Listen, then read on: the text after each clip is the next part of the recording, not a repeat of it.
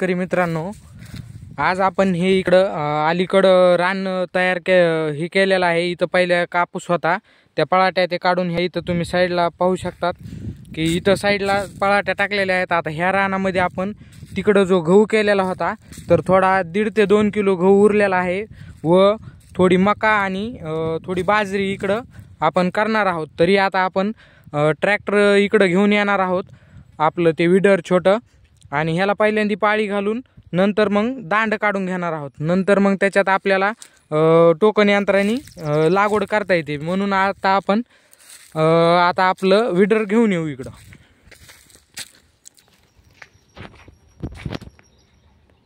थोडा पाऊस आला होता त्यामुळे आपण हे विडरला झाकण्यासाठी हे थोपड केलेलं आहे, जेणेकरून म्हणजे आपलं जरी विडर तिकडं शेतात जरी लांब जरी असलं तर पाऊस आल्याच्या नंतर हे याला असं थपड्याने झाकलं तर नंतर मग मशीनमध्ये हे पाणी जायची काही टेन्शन राहत नाही। त्यामुळे हे आपण झाकण्यासाठी थपड केलेला आहे।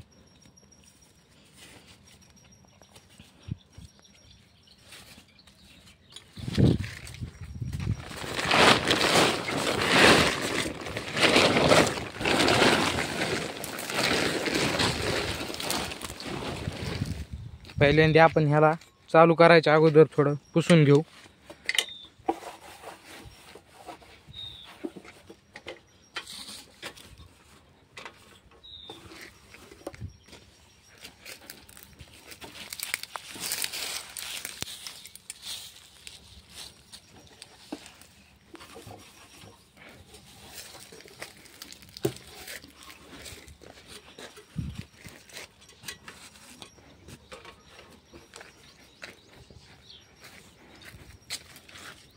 आता ह्याला पाठीमागं घेऊन आपण चालू करू। पहिल्यांदा हे गिअरमध्ये होतं तर ह्याला न्यूट्रल करू।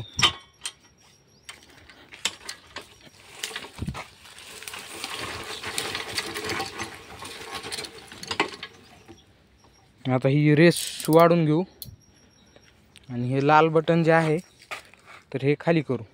ही दोरी आहे ही वाढल्याच्या नंतर हे सुरू होतं।